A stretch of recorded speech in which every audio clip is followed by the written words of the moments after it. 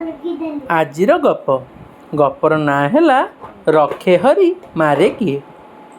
ଭାରି ସବଳିଆ ହାତୀଟିଏ ଥିଲା। ଖରାରେ ବୁଲି ବୁଲି ତାକୁ ଭାରି ଶୋଷ ଲାଗିଲା। ନିକଟରେ ଗୋଟିଏ ପୋଖରୀ ଥିଲା। ଚାରିଆଡ଼େ ବୁଲି କରି ସେହି ପୋଖରୀ କୂଳରେ ଆସି ପହଞ୍ଚିଗଲା। ପୋଖରୀରେ ଭରପୁର ପାଣି ଥିବା ଦେଖି ସେ ଖୁସି ହେଇଗଲା। ହଠାତ୍ ନିଜର ଶୋଷ ମେଣ୍ଟାଇବା ପାଇଁ ନିଜର ବଡ଼ ଶୁଣ୍ଢଟିକୁ ପାଣି ଭିତରକୁ ନେଇଗଲା। ସେପଟେ ଗଭୀର ପୋଖରୀ ଭିତରେ ଏକ ଭୋକିଲା କୁମ୍ଭୀରଟି ଶିକାର କରିବା ଉଦ୍ଦେଶ୍ୟରେ ଚାତକ ପରି ଚାହିଁ ରହିଥିଲା।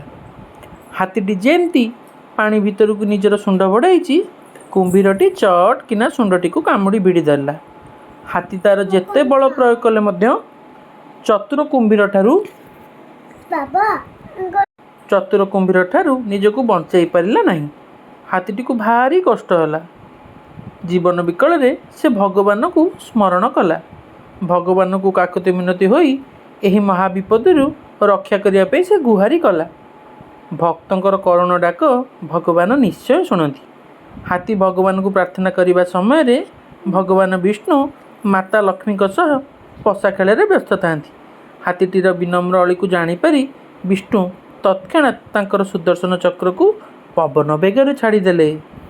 ଚକ୍ରଟି ଖୁବ୍ ଜୋରରେ ଆସି କୁମ୍ଭୀର ପାଟିଟିକୁ କାଟିଦେଲା। କୁମ୍ଭୀରଟି ଜୀବନ ବିକଳରେ ହାତୀ ଶୁଣ୍ଢଟିକୁ ଛାଡ଼ି ଦେଇଥିଲା। ହାତୀଟି ନିଶ୍ଚିତ ମୃତ୍ୟୁ ମୁଖରୁ ବଞ୍ଚି ଭଗବାନଙ୍କୁ କୃତଜ୍ଞତା ଜଣାଇଲା।